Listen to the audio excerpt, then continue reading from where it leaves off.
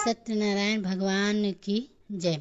श्री सत्यनारायण कथा का उल्लेख स्कंद पुराण के रेवा खंड में मिलता है। श्री सत्यनारायण कथा में 5 अध्याय और 170 श्लोक हैं संस्कृत भाषा में। श्री सत्यनारायण भगवान की कथा में संकल्प को भूलना और प्रसाद का अपमान करना, यह 2 प्रमुख विषय हैं। सत्यनारायण भगवान की कथा के 5वें अध्याय में बताया गया है कि सत्य का पालन ना करने से कई प्रकार की समस्याएं आती है, इसलिए सदैव सत्य व्रत का पालन करना चाहिए। श्री सत्यनारायण भगवान की कथा भगवान श्री विष्णु के सत्यनारायण स्वरूप की महिमा और कृपा का वर्णन करती है। इसका श्रवण और पाठ जीवन में सुख, समृद्धि, शांति और हर प्रकार की समस्याओं से मुक्ति कामना के लिए किया जाता है। कथा के पीछे ऐसा विश्वास है कि सत्य की आराधना और भगवान की महिमा का गुणगान करने से भक्तों के सारे कष्ट दूर हो जाते हैं और उनके जीवन में सदैव सुख और समृद्धि बनी रहती है। तो दोस्तों, आज हम इसी विश्वास और श्रद्धा के साथ इस पवित्र कथा का आयोजन कर रहे हैं ताकि हम सब भगवान सत्यनारायण की कृपा हम पे और आपके सभी जीवन में बनी रहे, जिससे कि हम सभी के जीवन में सुख, शांति और समृद्धि का आगमन हो। अब हम सभी मिलकर भगवान की इस पावन कथा का श्रवण करते हैं और भगवान से प्रार्थना करते हैं कि वे हमारे सभी मनोरथ को पूर्ण करें। कथा से पहले हम सब भगवान सत्यनारायण का ध्यान करते हैं, जिनका स्वरूप शांति से पूर्ण है, जो शेषनाग पर शयन करते हैं और जिनकी नाभि में कमल है। वे देवताओं के ईश्वर हैं, जो समस्त संसार का आधार है, जो आकाश के समान असीमित है, जिनका रंग मेघ अर्थात बादलों के समान है और जिनका रूप शुभ है, जो श्री लक्ष्मी जी के पति हैं, जिनके नेत्र कमल के समान सुंदर हैं, जो योगियों के ध्यान में सदैव विराजमान रहते हैं। हम सब उन भगवान श्री विष्णु की वंदना करते हैं, जो संसार के सभी भयों का नाश करने वाले और समस्त लोकों के एकमात्र स्वामी हैं। तो प्रेम से बोलिए श्री सत्यनारायण भगवान की जय। श्री लक्ष्मी नारायण भगवान की जय। पौराणिक कथा के अनुसार एक समय नैमिषारण्य तीर्थ में शौनका आदि 88,000 ऋषियों ने श्री सूत जी से कहा कि हे प्रभु, इस कलयुग में वेग विद्या रहित मनुष्यों को प्रभु भक्ति में किस प्रकार मिलेगी और उनका उद्धार कैसे होगा। हे मुनिश्रेष्ठ, कोई ऐसा तप कहिए जिससे थोड़े समय में पुण्य प्राप्त होवे और मनवांछित फल मिले। ऐसी कथा को सुनने की हमारी इच्छा है। सर्वशास्त्र ज्ञाता श्री सूत जी बोले, वैष्णव में पूछ, आप सब में प्राणियों के हित की बात पूछी है। अब मैं उस श्रेष्ठ व्रत को आप लोगों से कहूँगा जिस व्रत को नारद जी ने श्री लक्ष्मी नारायण भगवान से पूछा था और लक्ष्मीपति ने मुनि श्रेष्ठ नारद जी से कहा था, सो ध्यान पूर्वक सुनो। एक समय योगी राज नारद जी दूसरों के हित की इच्छा से अनेक लोकों में घूमते हुए मृत्यु लोक में आ पहुँचे, जहाँ अनेक योगियों में जन्मे हुए प्राय सभी मनुष्यों को अपने कर्मों के अनुसार अनेक दुखों से पीड़ित देखकर सोचा कि किस यत्न से करने से निश्चय ही प्राणियों के दुखों का नाश हो सकेगा। ऐसा मन में सोचकर देवर्षि मुनि श्री विष्णु को लोक को चले गए। वहां श्वेत वर्ण और 4 भुजाओं वाले देवों की इस नारायण को देखकर, जिनके हाथों में शंख, चक्र, गदा और पद्म थे तथा वरमाला पहने हुए थे, स्तुति करने लगे। हे भगवान, आप अत्यंत शक्ति से संपन्न हैं। मन तथा वाणी भी आपको नहीं पा सकती। आपका आदि मध्य अंत भी नहीं है। आप निर्गुण स्वरूप सृष्टि के आदि भूत और भक्तों के सभी भक्तों को नष्ट करने वाले हैं। आपको मेरा नमस्कार है। नारद जी से इस प्रकार की स्तुति को सुनकर भगवान श्री विष्णु जी बोले, हे मुनिश्रेष्ठ, आपके मन में क्या है? आपका किस काम के लिए आगमन हुआ है? निसंकोच कहिए। तब नारद मुनि बोले, हे प्रभु, मृत्यु लोक में सब मनुष्य अनेक योनियों में पैदा हुए हैं, अपने अपने कर्मों के द्वारा अनेक प्रकार के दुखों से दुखी हो रहे हैं। हे नाथ, यदि आप मुझ पर दया रखते हो तो बताइए कि उन मनुष्यों के सब दुख थोड़े से ही प्रयत्न करने से कैसे दूर हो सकते हैं। तब श्री भगवान विष्णु जी बोले, हे नारद, मनुष्यों के भलाई के लिए तुमने बहुत ही अच्छी बात पूछी है। जिस प्रकार के काम करने से मनुष्य मोह से छूट जाता है, वह मैं तुमसे कहता हूँ, सुनो। बहुत ही पुण्य देने वाला स्वर्ग तथा मृत्यु लोक दोनों में दुर्लभ एक अत्यंत उत्तम व्रत है। आज मैं प्रेमवश होकर तुमसे कहता हूँ, श्री सत्यनारायण भगवान का यह व्रत अच्छी तरह विधि पूर्वक करके मनुष्य धरती पर आयु पर्वत सुख भोग कर अपने मोक्ष को प्राप्त होता है। श्री भगवान के वचन सुनकर श्री नारद जी बोले, हे भगवान, उस व्रत का क्या फल है, क्या विधान है, और किसने यह व्रत किया, और किस दिन यह व्रत करना चाहिए, विस्तार पूर्वक कहिए। तब भगवान विष्णु जी बोले, हे नारद, दुख शोक आदि को दूर करने वाला, धन धान्य को बढ़ाने वाला, सौभाग्य तथा संतान देने वाला, यह सब स्थानों पर विजय करने वाला, भक्ति और श्रद्धा के साथ किसी भी दिन मनुष्य श्री सत्यनारायण की प्रातः काल के समय ब्राह्मणों और बंधुओं के साथ धर्म परायण होकर पूजा करे, भक्ति भाव से नैवेद्य, केले का फल, शहद, घी, दूध और गेहूं का आटा, सवाया, लेवे गेहूं के अभाव में साठी का चूर्ण भी ले सकते हैं, और सब पदार्थों को भगवान को अर्पण देवे तथा बंधुओं सहित ब्राह्मणों को भोजन करावें। उसके पश्चात स्वयं भोजन करें। रात्रि में नित्य गीत आदि का आयोजन कर भगवान सत्यनारायण का ध्यान करते हुए सब बिताएं। इस तरह व्रत करने पर मनुष्य की इच्छा निश्चित ही पूर्ण होती है। विशेष रूप से कली काल में भूमि पर यही मोक्ष का सरल उपाय है। तो प्रेम से बोलिए श्री सत्यनारायण भगवान की जय। श्री सत्यनारायण भगवान की कथा का प्रथम अध्याय संपूर्ण। दूसरा अध्याय। श्री सूरज जी बोले, हे ऋषियों, जिसने पहले समय में इस व्रत को किया उसका इतिहास मैं तुमसे कहता हूँ, ध्यान पूर्वक सुनो। सुंदर काशीपुरी नगरी में एक अत्यंत निडर ब्राह्मण था। वह भूख और प्यास से बेचैन हुआ नित्य पृथ्वी पर घूमता था। ब्राह्मणों से प्रेम करने वाले भगवान ने ब्राह्मण को देखी देखकर बूढ़े ब्राह्मण का रूप धरकर उसके पास जाकर आदर पूर्वक पूछा, हे विप्र, तुम नित्य दुखी होकर पृथ्वी पर क्यों घूमते हो? हे ब्राह्मण, यह सब मुझसे कहो, मैं सुनना चाहता हूँ। तब वह ब्राह्मण बोला, मैं निडर ब्राह्मण हूँ, भिक्षा के लिए पृथ्वी पर फिरता हूँ। हे भगवान, यदि आप इससे छुटकारा पाने का कोई उपाय जानते हो तो कृपा कर मुझे बताएं। वृद्ध ब्राह्मण बोला, हे विप्र, सत्यनारायण भगवान मनोवांछित फल देने वाले हैं, इसलिए तुम उनका पूजन करो, जिसके करने से मनुष्य सब दुखों से मुक्त हो जाता है। तब ब्राह्मण को व्रत का सारा विधान बतलाकर बूढ़े ब्राह्मण का रूप धारण करने वाले श्री सत्यनारायण भगवान वहीं अंतर ध्यान हो गए। जिस व्रत को वृद्ध ब्राह्मण ने बताया, मैं उसको स्वयं अवश्य करूंगा, यह निश्चय कर उसे रात भर नींद नहीं आई। सवेरे उठकर सत्यनारायण भगवान के व्रत का निश्चय कर वह भिक्षा के लिए चला गया। उस दिन उसको भिक्षा में बहुत सारा धन मिला, जिससे बंधु बांधवों के साथ उसने भगवान सत्यनारायण का व्रत किया। इसके करने से वह ब्राह्मण सब दुखों से छूटकर अनेक प्रकार के संपत्तियों से युक्त हुआ। उस समय से वह ब्राह्मण हर मास व्रत करने लगा। इस तरह सत्यनारायण भगवान के व्रत को जो भी करेगा वह मनुष्य सब दुखों से छूट जाएगा। इस तरह नारद जी से सत्यनारायण भगवान का कहा हुआ यह व्रत मैंने तुमसे कहा। हे विप्रो, अब मैं और क्या कहूँ? तब ऋषिगण बोले, हे मुनीश्वर, संसार में इस ब्राह्मण से सुनकर किस किस ने इस व्रत को किया, हम वह भी सब सुनना चाहते हैं, इसलिए हमारे मन में अत्यंत ही जिज्ञासा हो रही है। श्री सूत जी बोले, हे ऋषियों, जिसने इस व्रत को किया वह सब भी सुनो।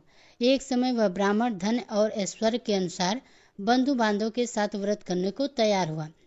उसी समय एक लकड़ी बेचने वाला बूढ़ा आदमी आया और बाहर लकड़ियों को रखकर ब्राह्मण के मकान में गया।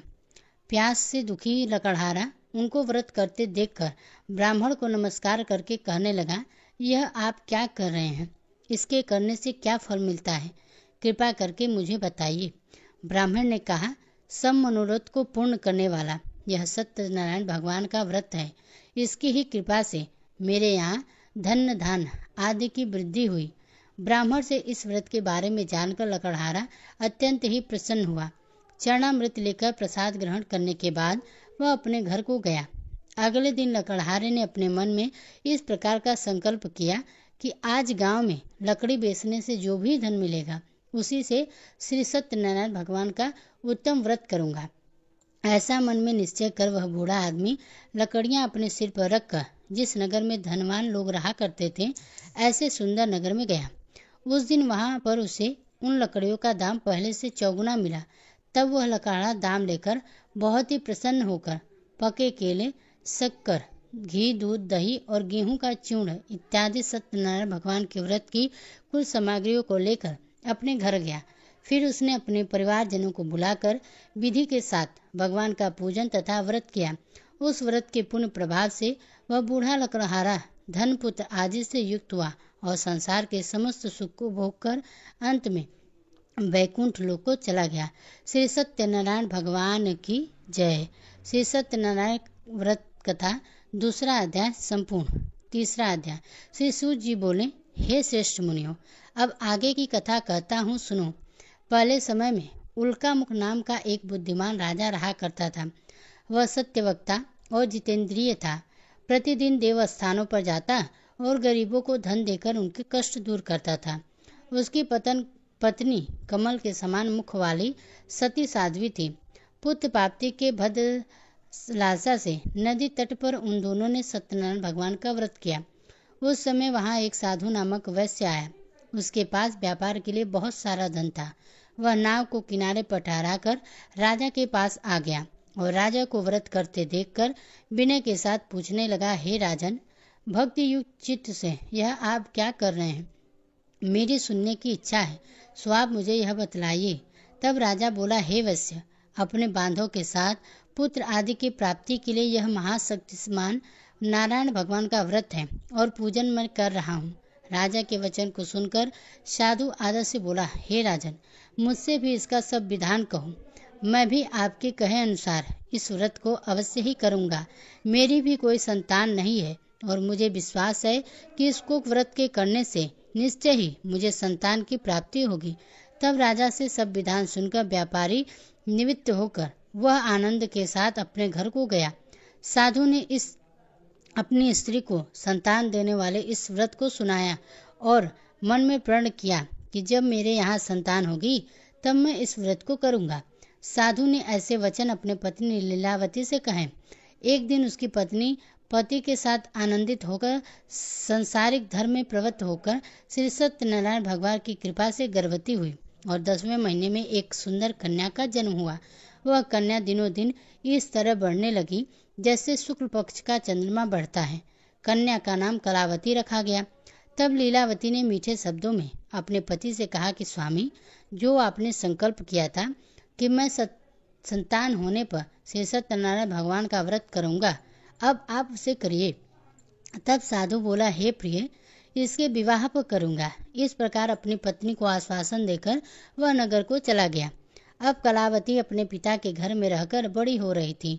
एक दिन साधु ने उस नगर में सखियों के साथ अपनी पुत्री को देखा तो तुरंत दूत को बुलाकर कहा कि पुत्री के लिए कोई सुयोग्य वर देखकर लाओ।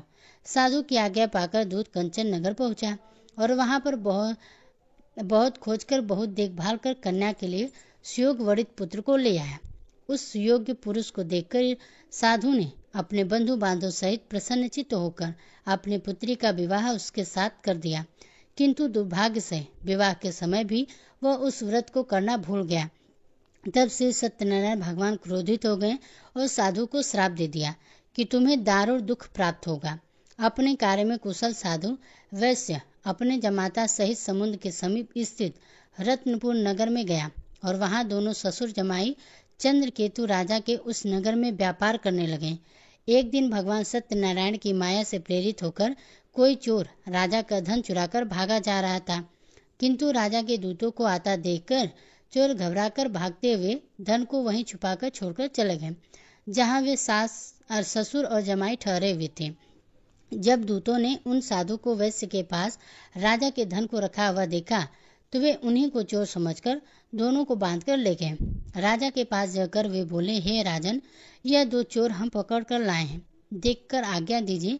तब राजा की आज्ञा से उनको कठोर करवास में डलवा दिया गया और उनका सब धन छीन लिया गया। सत्यनारायण भगवान के श्राप के कारण साधु वैश्य की पत्नी और पुत्री भी इधर घर में बहुत ही दुखी व रहने लगे। उनके घर पे जो भी धन रखा हुआ था चोर चुरा कर ले गए। शारीरिक और मानसिक पीड़ा तथा भूख प्यास से अति दुखी होकर अन्न की चिंता में कलावती एक दिन ब्राह्मण के घर गई वहां उसने सत्यनारायण भगवान का व्रत होते हुए देखा। फिर कथा सुनी और प्रसाद ग्रहण करके रात होने पर वह घर आई। तब उसकी माता ने कलावती से पूछा, हे पुत्री, तू अब तक कहाँ रही और तेरे मन में क्या है? कलावती कहने लगी, माते, मैंने एक ब्राह्मण के घर पर श्री सत्यनारायण भगवान का व्रत होते देखा।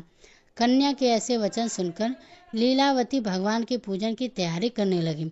लीलावती परिवार और बंधुओं सहित श्री सत्यनारायण भगवान का पूजन किया और वर मांगा कि मेरे पति और दामाद शीघ्र घर आ जाएं। साथ ही प्रार्थना की कि हम सबका अपराध क्षमा करो। सत्यनारायण भगवान इस व्रत से संतुष्ट हो गए और राजा चंद्रकेतु को स्वप्न में दर्शन देकर कहा, हे राजन, तुमने जिन दोनों वैश्य को बंदी बनाकर रखा है वे निर्दोष हैं। उन्हें प्रातः काल ही छोड़ दो। उनका सब धन जो तुमने लिया है उन्हें वापस लौटा दो, नहीं तो मैं तेरा धन, राज्य, पुत्र आदि सब कुछ नष्ट कर दूंगा। राजा के ऐसे वचन सुनकर भगवान अंतर्ध्यान हो गए। प्रातःकाल राजा चंद्रकेतु ने सभा में अपना स्वप्न सुनाया। फिर दोनों वरिष्ठ पुत्रों को कैद से मुक्त कर दिया। सभा में बुलाए दोनों ने आते ही राजा को नमस्कार किया। राजा मीठे वचनों से बोला, महानुभाव, तुम्हें दैवश ऐसा कठिन दुख प्राप्त हुआ है, अब तुम्हें कोई भय नहीं है। ऐसा कहकर राजा ने उनको नए नए वस्त्र आभूषण पहनाए। उनका जितना धन लिया था उससे दोगुना धन देकर आदर सहित विदा कर दिया। तब वे दोनों वैश्य अपने घर को चले गए। श्री सत्यनारायण भगवान की जय। श्री सत्यनारायण व्रत कथा का 3रा अध्याय संपूर्ण। 14 अध्याय। श्री सूत जी बोले, साधु बनिया मंगल चारण कर और ब्राह्मणों को धन देकर अपने नगर के लिए चल पड़ा। साधु की कुछ दूर जाने पर इधर भगवान सत्यनारायण की उसकी सत्यता की परीक्षा लेने के विषय में जिज्ञासा हुई। तब वे एक दंडी का वेश बनाकर उस बनिए के सामने आ गए और पूछा, साधु, तुम्हारी नाव में क्या भरा है? तब धन के मध्य में चूर दोनों महाजनों ने अवहेलना पूर्वक हंसते हुए कहा, दंडी सन्यासी, क्यों पूछ रहे हो? क्या कुछ मुद्रा लेने की इच्छा है? हमारी नाव में तो लता और पत्ते आदि भरे हुए हैं। उनकी ऐसी निष्ठुर वाणी सुनकर दंडी वेश में भारी भगवान बोले, तुम्हारी बात सच हो जाए। ऐसा कहकर दंडी सन्यासी का रूप धारण किए भगवान कुछ दूर जाकर समुद्र के समीप बैठ गए। इधर दंडी के चले जाने पर नित्य क्रिया करने के बाद उतराई हुई यानी जल में ऊपर की ओर उठी हुई नौका को देखकर साधु अत्यंत आश्चर्य में पड़ गया और नाव में लता और पत्ते देखकर मूर्छित होकर पृथ्वी पर गिर पड़ा। होश आने पर वरिष्ठ पुत्र चिंतित हो गया। तब उसके दामाद ने इस प्रकार कहा कि पिताजी, आप शोक क्यों करते हैं? दंडी ने श्राप दिया है। इस स्थिति में वे ही चाहे सब कुछ कर सकते हैं, इसमें संशय नहीं है। अतः उन्हीं की शरण में हमको चलना चाहिए और वही मन की इच्छा पूर्ण होगी। दामाद की बात को सुनकर वह साधु बनिया उनके पास गया और वहां दंडी को देखकर उसने भक्ति पूर्वक उन्हें प्रणाम किया तथा आदर पूर्वक कहने लगा, आपके सम्मुख मैं जो ने कहा असत्य भाषण रूप कर मेरे उस अपराध को क्षमा कीजिए। ऐसा कहकर बार बार प्रणाम करके वह महान शोक से व्याकुल हो गया। दंडी ने उस बनिया को रोते हुए देखकर कहा, हे मूर्ख, रो मत, मैं तेरी बात को सुनी। मेरी पूजा से उदासीन होने के कारण तथा मेरी आज्ञा से ही तुमने बार बार दुख प्राप्त किया। भगवान की ऐसी वाणी को सुनकर वह उनकी स्तुति करने लगा। साधु ने कहा, हे प्रभु, यह आश्चर्य की बात है कि आपकी माया से मोहित होने के कारण ब्रह्मदेवी आपके गुणों और रूपों को यथावश रूप में नहीं जान पाते। फिर मैं मूर्ख आपकी माया से मोहित होने के कारण भला कैसे जान सकता हूँ? प्रभु, आप मुझ पर कृपा कीजिए और मुझ पर प्रसन्न होइए। मैं अपनी धन संपत्ति के अनुसार आपकी पूजा करूँगा। मैं आपकी शरण में हूँ। मेरा जो भी नौका में स्थित पूरा धन था उसकी और मेरी रक्षा करें। उस बनियों की भक्तियुक्त वाणी सुनकर भगवान जनार्दन संतुष्ट हो गए। भगवान जनार्दन उसे अभीष्ट वर प्रदान कर वहीं अंतर ध्यान हो गए। इसके बाद वह साधु अपनी नौका में चढ़कर उसे धन धान से भरी हुई देखकर भगवान सत्यदेव की कृपा से हमारा मनोरथ सफल हो गया। ऐसा कहकर स्वजनों के साथ उसने भगवान की विधि पूर्वक पूजा की। भगवान श्री सत्यनारायण की कृपा से वह आनंद से परिपूर्ण हो गया और नाव को प्रयत्न पूर्वक संभाल कर उसने अपने देश के लिए प्रस्थान किया। साधु बनिया ने अपने दामाद से कहा, वह देखो, मेरी रत्नपुरी नगरी दिखाई दे रही है। इसके बाद उसने अपने घर में रक्षक दूत को अपने आने का समाचार देने के लिए अपनी नगरी में भेजा। उसके बाद उस दूत ने नगर में जाकर साधु की पत्नी को हाथ जोड़कर प्रणाम किया और उसके लिए अभीष्ट बात की। सेठ जी अपने दामाद और बंधु वर्ग के साथ बहुत सारे धन धान्य से संपन्न होकर नगर के निकट पधार गए हैं। दूत के मुख से यह बात को सुनकर वह अत्यंत ही आनंदित हुई और उस साध्वी ने श्री सत्यनारायण भगवान की पूजा करके अपनी पुत्री से कहा, पुत्री, मैं साधु के दर्शन करने के लिए जा रही हूँ, तुम भी जल्दी आना। माता का ऐसा वचन सुनकर व्रत को समाप्त करके प्रसाद का परित्याग करके कलावती भी अपने पति के दर्शन करने के लिए चढ़ पड़ी। इससे भगवान सत्यनारायण रुष्ट हो गए और उन्होंने उसके पति को तथा नौका को धन के साथ हरण करके जल में डुबो दिया। इसके बाद कलावती कन्या अपने पति को ना देखकर महान शोक से रुदन करती हुई पृथ्वी पर गिर पड़ी। नाव का आदर्श नगर भयभीत मन में साधु बनियों ने सोचा, यह क्या आश्चर्य हो गया। नाव का संचालन करने वाले भी सभी चिंतित हो गए। इसके बाद वह लीलावती भी कन्या को देखकर दुख से व्याकुल हो गई और अत्यंत दुख से विलाप करती हुई अपने पति से इस प्रकार बोली, स्वामी, अभी अभी नौका के साथ वह अदृश्य कैसे हो गया। न जाने किस देवता की अपेक्षा से वह नाव हरण कर ली गई, या फिर सत्यनारायण भगवान के महात्म्य के भला कौन जान सकता है। ऐसा कहकर वह अपने परिवारजनों के साथ विलाप करने लगी और कलावती कन्या को गोद में लेकर रोने लगी। कलावती भी अपने पति के नष्ट हो जाने पर दुखी हो गई और पति की पादु को लेकर अपने अनुग्रह करने के लिए उसने मन में निश्चय किया। कन्या के इस प्रकार के आचरण को देखकर पत्नी सहित वह धर्म के साधु बन्या अत्यंत शोकाकुल व्याकुल हो गया और सोचने लगा, या तो भगवान सत्यनारायण ने यह अपहरण किया है या फिर हम सभी भगवान सत्यदेव की माया से मोहित हो गए हैं। अपने धन की शक्ति के अनुसार मैं भगवान श्री सत्यनारायण की पूजा करूंगा। तब सभी को बुलाकर इस प्रकार करने कहकर उसने अपने मन की इच्छा प्रकट की और बारंबार भगवान सत्यदेव को दंडवत प्रणाम किया। इससे दिनों के परिपालन भगवान सत्यदेव प्रसन्न हो गए। भक्त वत्सल भगवान ने कृपा पूर्वक आकाशवाणी की कि तुम्हारी कन्या प्रसाद छोड़कर अपने पति को देखने चली आई। निश्चय ही इस कारण उसका पति अदृश्य हो गया। यदि घर जाकर यह प्रसाद ग्रहण करके वापस आए तो हे साधु बनिया, तुम्हारी पुत्री पति को प्राप्त करेगी, इसमें संशय नहीं है। कलावती ने यह भी दिव्य आकाशवाणी सुनी तो वह शीघ्र ही अपने घर गई और उसने प्रसाद ग्रहण किया। वापस आकर उसने अपने परिवारजनों और अपने पति को देखा। तब कलावती कन्या ने अपने पिता से कहा, पिताजी, अब तो घर चलिए, देरी क्यों कर रहे हैं।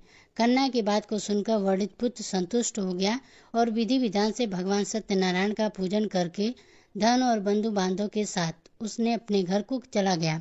इसके बाद पूर्णिमा और संक्रांति पर्वों पर भगवान सत्यनारायण का पूजन करते हुए इस लोक में सुख भोग कर अंत में वह सत्यपुर बैकुंठ लोक को चला गया। तो प्रेम से बोलिए श्री सत्यनारायण भगवान की जय। श्री सत्यनारायण भगवान का व्रत कथा चौथा अध्याय संपूर्ण। पांचवा अध्याय। श्री सूत जी बोले, श्रेष्ठ मुनियों, अब इसके बाद मैं दूसरी कथा कहूँगा, आप लोग ध्यान पूर्वक सुनिए। अपनी प्रजा का पालन करने में तत्पर तुंगध्वज नामक एक राजा था। उसने सत्यदेव के प्रसाद का परित्याग करके दुख प्राप्त किया। एक बार वह वन में बहुत से पशुओं का मारकर वट वृक्ष के नीचे आया। वहां उसने देखा कि गोपगण बंधु बांधव के साथ संतुष्ट होकर भक्ति पूर्वक भगवान सत्यदेव की पूजा कर रहे थे। राजा यह देखकर भी अहंकारवश ना तो वहां गया और ना ही उसने भगवान सत्यनारायण को प्रणाम किया। पूजन के बाद सभी गोपगण भगवान का प्रसाद राजा के समीप रखकर वहां से लौट गए और इच्छानुसार उन सभी ने भगवान का प्रसाद ग्रहण किया। इधर राजा को प्रसाद का परित्याग करने पर बड़ा ही दुख मिला। उसका संपूर्ण धन धान्य और सभी सौपुत्र नष्ट हो गए। राजा ने मन में यह निश्चय किया कि अवश्य ही भगवान सत्यनारायण ने हमारा नाश कर दिया, इसलिए मुझे वहां जाना चाहिए जहां श्री सत्यनारायण का पूजन हो रहा था। ऐसा मन में निश्चय करके वह राजा गोपगणों के समीप गया और उसने गोपगणों के साथ भक्ति श्रद्धा से युक्त होकर विधि पूर्वक भगवान सत्यदेव की पूजा की। भगवान सत्यदेव की कृपा से वह पुनः धन्य और पुत्रों सहित संपन्न हो गया तथा इस लोक से सभी सुखों को भोग कर अंत में सत्यपुर बैकुंठ लोक को प्राप्त हुआ। श्री सूत जी कहते हैं, जो व्यक्ति इस परम दुर्लभ श्री सत्यनारायण के व्रत को करता है और पूर्णम तथा फल प्रदायनी भगवान की कथा को भक्ति युक्त होकर सुनता है, उसे भगवान सत्यनारायण की कृपा से धन्य दान आदि की प्राप्ति होती है। दरिद्र धनवान हो जाता है, बंधन में पड़ा हुआ बंधन से मुक्त हो जाता है, डरा हुआ व्यक्ति भय मुक्त हो जाता है। यह सत्य बात है, इसमें संशय नहीं है। इस लोक में वह सभी इच्छित फलों को भोग कर अंत में सत्यपुर वैकुंठ लोक को प्राप्त हो जाता है। हे ब्राह्मणों, इस प्रकार मैंने आप लोगों से भगवान सत्यनारायण के व्रत को कहा, जिसे करके मनुष्य सभी दुखों से मुक्त हो जाता है। कलयुग में तो भगवान सत्यदेव की पूजा विशेष फल प्रदान करने वाली है। भगवान विष्णु को ही कुछ लोग काल, कुछ लोग सत्य, कोई ईश और कोई सत्यदेव तथा दूसरे लोग सत्यनारायण नाम से कहेंगे।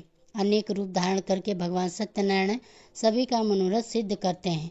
कलयुग में सनातन भगवान विष्णु ही सत्यवत रूप धारण करके सभी का मनोरथ पूर्ण करने वाले होंगे। हे श्रेष्ठ मुनियों, जो व्यक्ति नित्य भगवान सत्यनारायण की इस व्रत कथा को पढ़ता है या सुनता है, भगवान सत्यनारायण की कृपा से उसके सभी पाप नष्ट हो जाते हैं।